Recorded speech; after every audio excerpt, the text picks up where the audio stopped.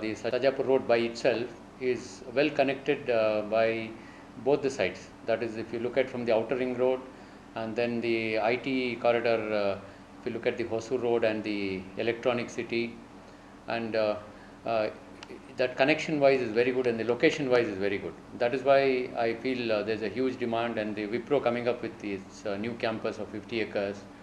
And then there's one more new campus which is coming up, a private campus, like how the eco space has been done on the outer ring road. So I think there's a lot of demand which is going to be there in future.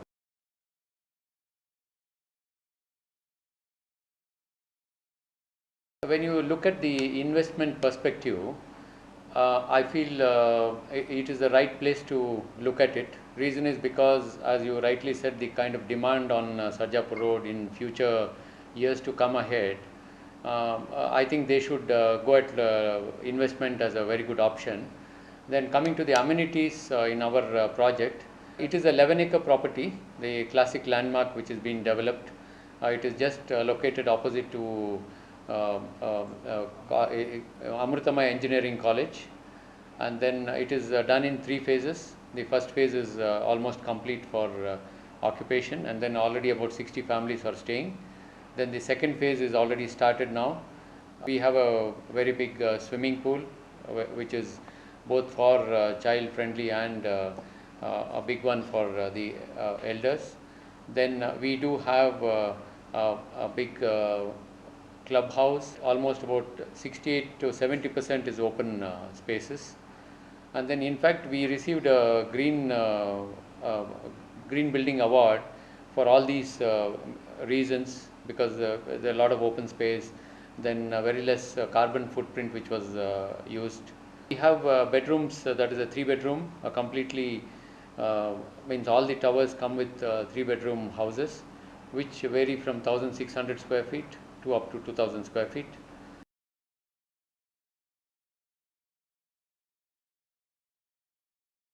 See, there are 2 options you can look at. See, one is where the project is just started off. If he is looking at payments to be spread over for a longer period, I feel from an investment perspective it is better to look at that way, because if you look at the growth potential or the appreciation potential from the beginning to the end of the completion of the project, it will be better to invest in a upcoming project. See, if he is really looking at our project itself is there, where our second phase which is just now started, they can look at that. Or else even for a completed project, the other advantage is appreciation may be little lesser, but he can start getting the rental as one of the returns from the investment.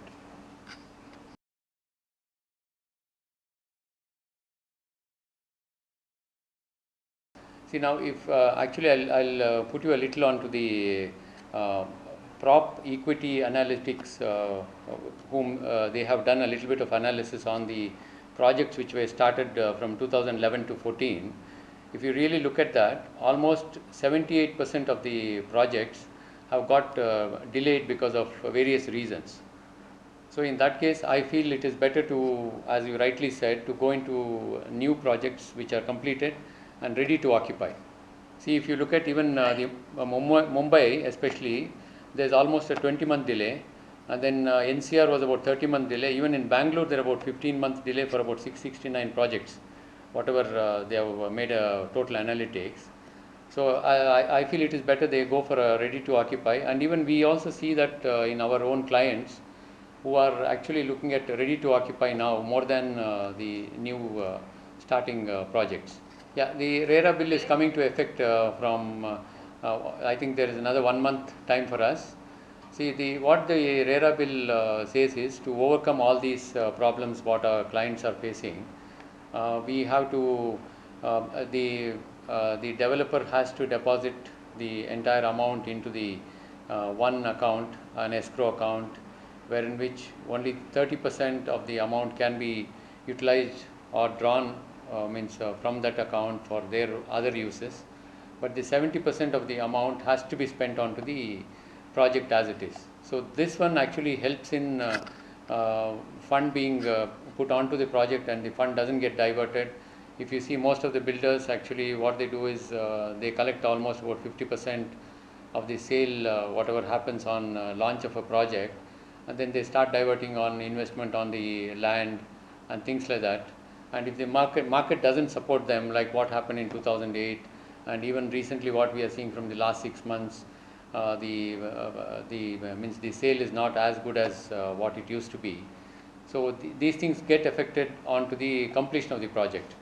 So in this bargain, what happens? The clients get really penalized for no reason of theirs. And then apart from this, because of this regulatory authority, all the plans have to be completely approved, and then without approval we cannot launch a project.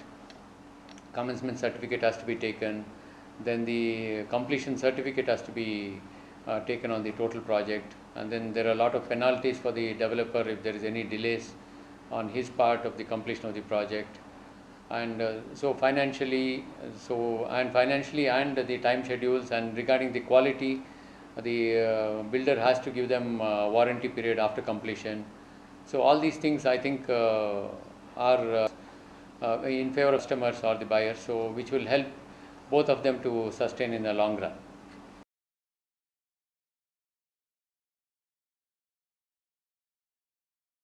If you ask me, because he is looking at investment for a long term, as you rightly said, RERA bill coming into effect shortly. So the ambiguity among the buyers, that the delays in the project and all other problems will get solved automatically. So if he is really looking at, I think he should look at south of Bangalore than the north of Bangalore, which is the south being the most happening place as of now. And even in future also, I feel the south and southeast of Bangalore has more potential than the north. But north is also hyped a bit. Unless the commercial sector gets developed in the north of Bangalore, I don't see the residential requirement to be that very high. I hope that even the commercial sector should pick up. So I feel right away, if you ask me, he should look at the south of Bangalore for investment.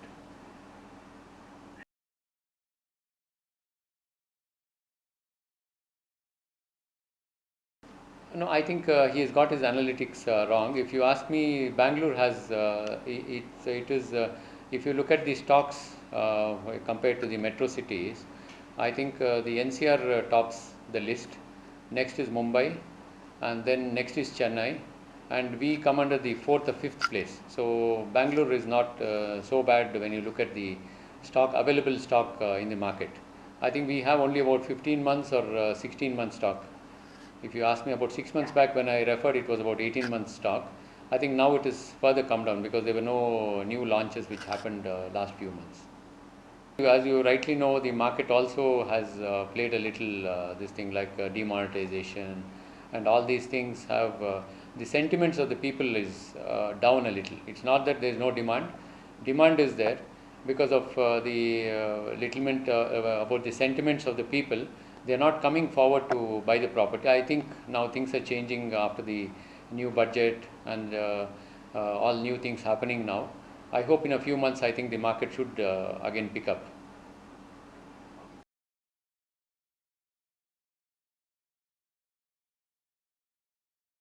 As he rightly pointed out, see, the Bangalore is facing a huge water shortage because Kaveri is the only one water source which is supplying to Bangalore. And most of the developers and builders are dependent more on the local water bodies, that is the bore wells. Recently, government has brought in very strict norms about groundwater recharge. So that is one of the things what even we have implemented in our project. Apart from that, as you look at the alternative sources, the borewell is what we are depending upon. So as of now, we haven't faced any issue in our project. But I know in Bangalore there's a huge water shortage as of now.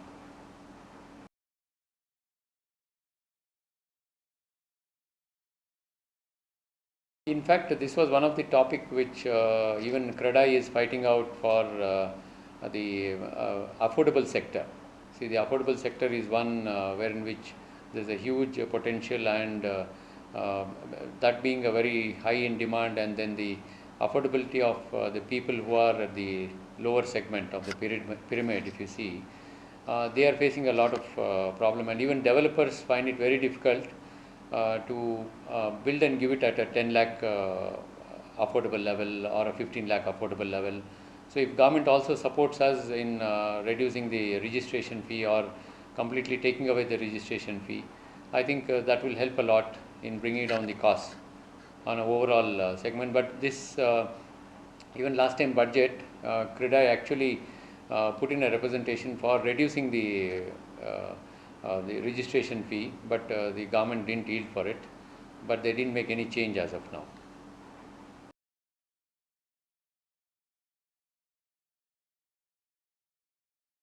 Surely, no, that is directly related, no? If you really see the home loan segment, there is a paradigm change from what we used to look at a few years back.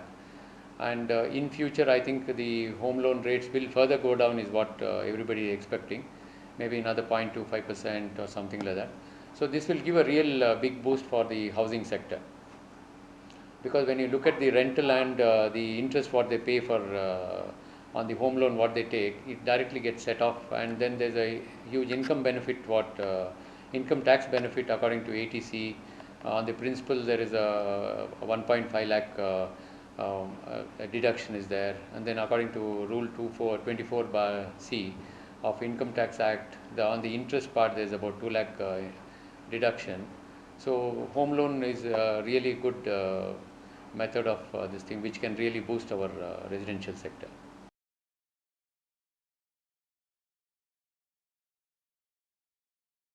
Coming to the infrastructure development, government is bringing in the new CDP law, and as you rightly said, the outer ring road or the peripheral ring road, which is also earmarked for the connection. So that runs and cuts the Sarjapur road, which will give us a very good connectivity towards Tumkur side and towards the Hosur side. Of course, as of now also Sarjapur road is well connected towards Hosur side and the old Madras road. So in that way, infrastructure, there is a huge development which is also happening. Then coming to the other question of appreciation wise, if she is planning to invest on this side. See, all these years, on an average, if you take, it used to be about 25% on a yearly basis on the investment whatever they do. But only from last year it is slightly come down. But I am very sure it will not go less than 15% on whatever investment they are looking at on a year-on-year basis. What I see is normally when a project starts off, that is when even the builder also offers the price at a very low level, because one is he wants to attract more customers to buy his property, and plus he is also looking at initial cash inflow or money inflow into the project. So the normally developer on a pre-launch stage, he will always keep the budget at a very low level. So that is when I think they should buy the property and then hold on for about 2 years. Once the project comes to an end or comes to a completion, then is when the developer also increases the price to the maximum level. So then is when I think they should come out of the project. Yeah, I think about 3 years. I think 3 years should do.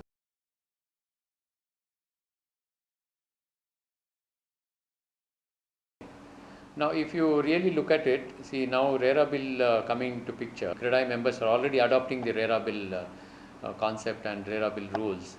So I feel they should look at any CRIDAI member in this area to look at for a very good investment. Once the RERA bill comes, everything goes online, so they can straight away check online, and then this body authorizes and gives a very clear this thing for any project, for example.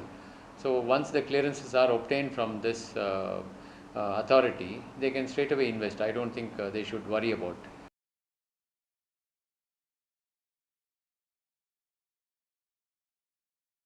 The RERA bill has very strict rules for the builder also, so he cannot deviate from. There are a lot of penalties and then a lot of other things which are very strict about it.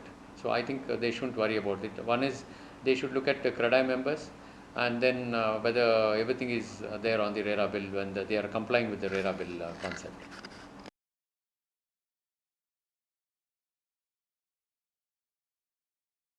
There is the BWSSB water supply is not that very great, so there is a lot of dependency on the bore wells around that area. I feel there is sufficient borewell water as of now, and groundwater recharge is also happening year on year. I think things should improve. The same problem, if I want to tell you an example, if you look at Chennai they had a real problem a few years back on the water body, and because of the rainwater harvesting and the groundwater recharge, now all the borewells are really recharged, and then at about 70-80 feet they are sufficiently having very good water source. I hope Bangalore also will take to this, with government putting a lot of pressure on the local, even the individual owners, and making it mandatory to get into this. So I think this will surely help in a few years to come.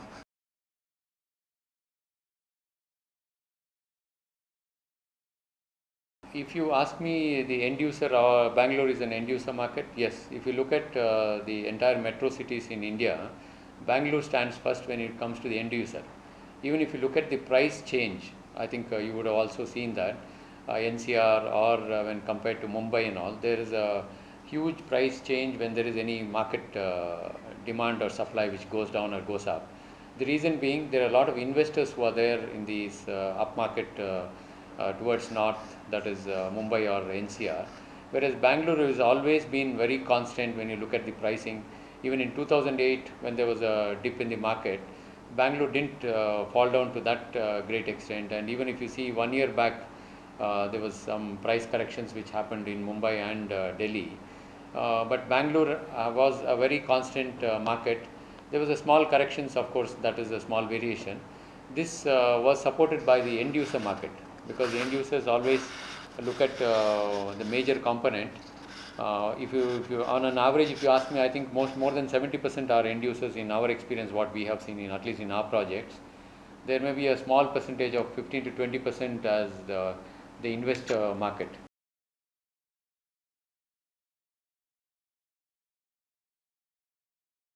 Yeah, if you look at Bangalore has a lot of people who have come from other cities. The major, in fact, the local Bangalore, if you see today, you don't find any local Kannadiga in most of the locations. It's all mixed culture has happened now. It's more of a metro. Bangalore has become more of a metro. So that is because of the IT segment, which took off from last 1 decade.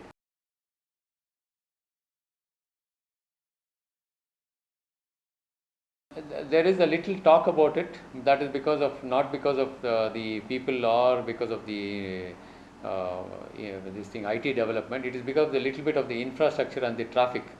If you really look at off late, I think our government is not that very swift in acting on doing the development of the widening the roads, or bringing in some new flyovers and better connectivity or infrastructure connections, especially the south and south of Bangalore, where there is a huge IT potential or IT development which happened, and even the population has also become enormous.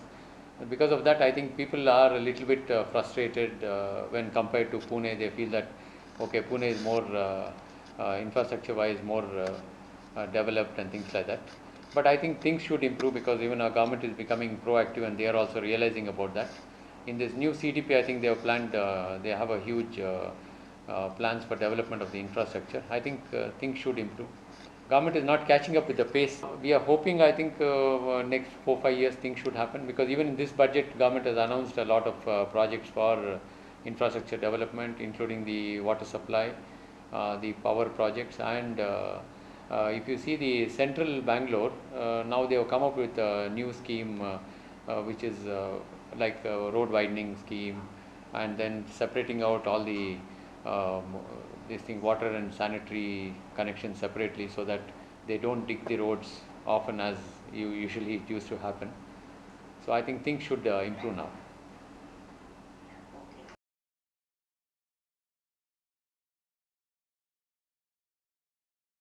If you look at any city for that matter, the services, that is, if you look at the affordable sector, that's where the most of the demand is there. That is the price range. If you look at, of course, government has segregated between 300 square meter and 600 square meter to be as the affordable sector, where in which 30 and 60 square meter. Yeah, correct. 30 and 60 square meter. Sorry, it was 300 square feet or 600 square feet. So if you look at that segment, I think in any metro city there is a huge requirement for that segment as such. But because of the land cost, which is huge, which is more, that is why I think even developers are finding it difficult to get into that segment, especially in the present locations. Maybe I think in the outskirts, once the government gives us a very good connectivity, I think that segment should improve a lot. If you look at the GST, the overall analysis of the experts, what I've heard to, I think it's going to bring in about 5 to 6% on the overall tax reduction when you're looking at a developer perspective. Prices, if you look at for the new launches, what will happen once the GST comes into picture, and then the other RERA bill coming to picture, I think the new prices will also get corrected accordingly, and then the developer, I think, will accommodate for that price correction, and then they may launch at the new prices, whatever is going to help them out.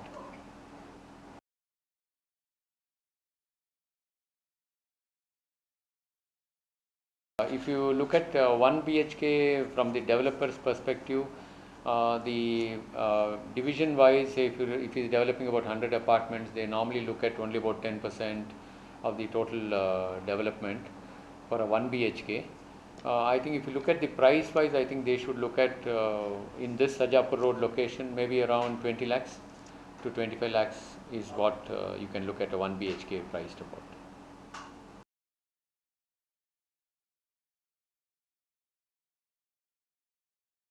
I think 1 BHK, if you look at, I think assets are developing a 1 BHK apartment. I think they are priced around 20-25 lakhs is what I see the brochures.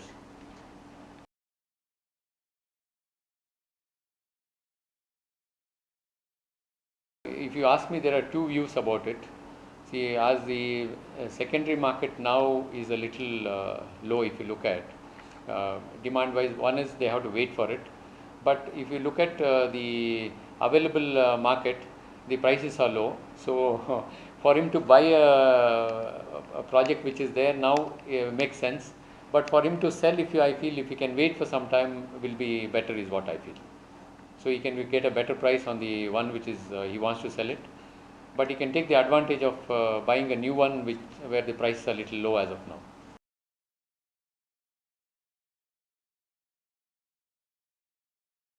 Our budget starts off from 1 crore plus, the 3 bedroom, which is about 1600 square feet, and goes up to about 2000 square feet, the total budget being about 1.4 crores.